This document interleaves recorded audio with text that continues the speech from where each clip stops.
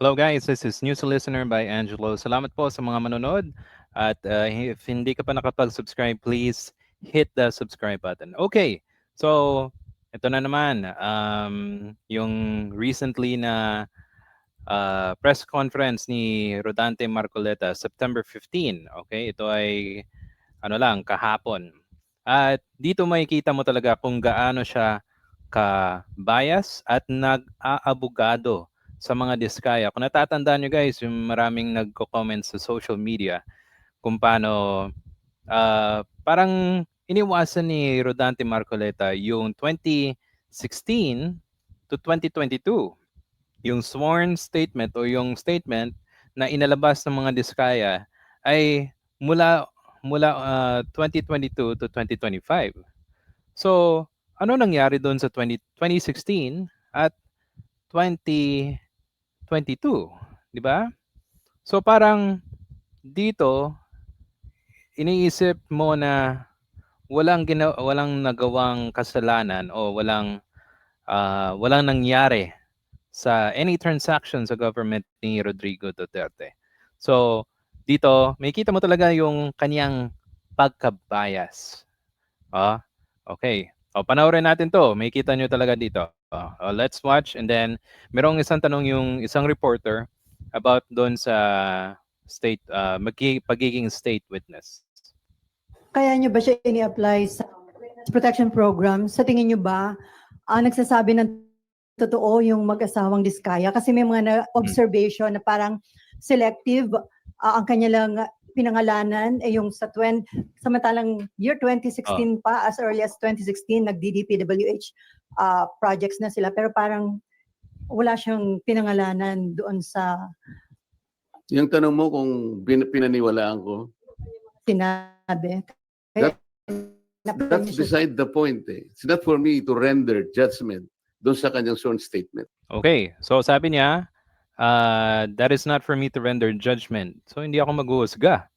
So, pero kung titignan mo, tinanong ni Bato kay Diskaya, ito pakita ko sa inyo yung dito sa YouTube, okay? Ito. Okay guys, pakinggan natin ito ulit. Flood control projects. Kailan kayo nag-engage ng flood control projects sa DPWH? Siguro mga 2016 onwards. Please make sure of your answer. Please make sure of your answer. Kasi dito matatapakan na yung kanyang puon, si Rodrigo Duterte. O, di ba? Yes po, 2016 onwards po. 2016 onwards. Yes, Silence. Tingnan nyo. 2016 onwards. Okay. So, ang problema kay Marcoleta, so ayon sa actual na Senate hearing, tinanong ni Bato na anong taon kayo kumaga nagumpisa nung sa DPWH. So sabi ni Diskaya 2016 onwards. Please make sure. Yun na. Nag-yes siya. So si Marcoleta ngayon, anong ginawa niya? Sinabi niya na that's not for me to judge, to render judgment. 'Di ba? So, kumbaga, what's the problem of looking back sa 2016? So kung yun ang sworn statement niya, ba't hindi mo tinanong yung 2016 to 2022, 'di ba? So anong tinatago niya? Sana tinanong niya, 'di ba? Let's listen more. Iyon ang kanyang sworn statement. At sinabi niya roon na nanganganib po yung buhay namin dahil sa lumabas po kami na ganito. At bukod doon, bago siya gumawa ng isang sworn statement, minabuti ko para masiguro ko na talagang voluntaryo ang kanyang gagawin.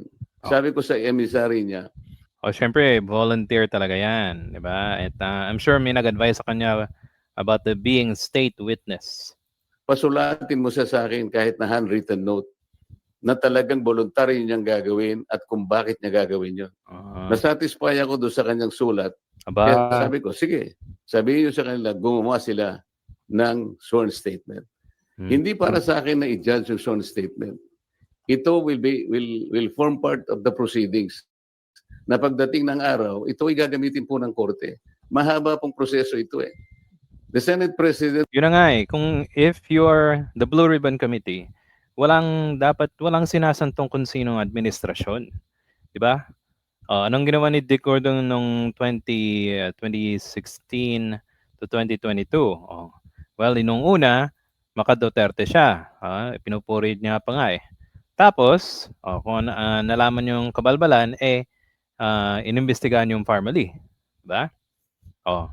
Pero siya, titignan mo, hindi ko pwedeng i-judge yung sinabi niya kasi bawal yan eh. Diba? Paano yung sinabi ni Diskaya na 2016? So, hindi mo titignan yon? Hindi mo malang tinanong bakit wala yung 2016 to 2022? Doon sila nag-umpisa eh.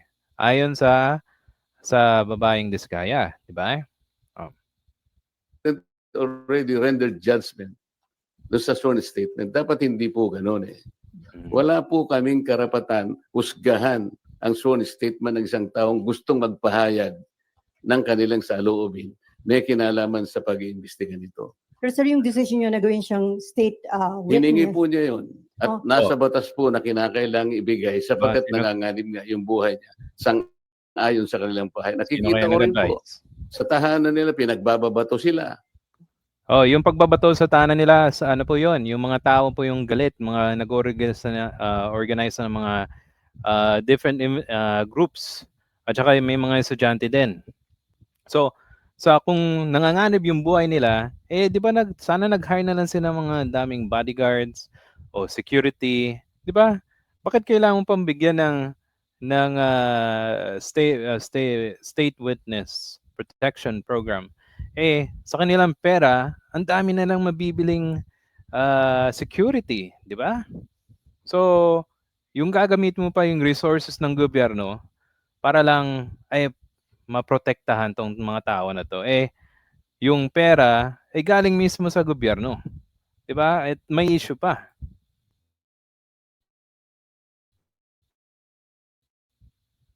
Okay. Ano po ang gagawin ng isang chairman ng Blue Ribbon Committee? nakonsulta daw po ba yung mga miyembro ng Blue Ribbon o yun ay sariling decision nyo? Ng sworn statement. Nung ibigay nila sa akin yon, gabi ng linggo, nung makuha ako yung inasil. Siya nagmamadali. 3 days pa lang, ano na, state witness program na. Yung mga kasama.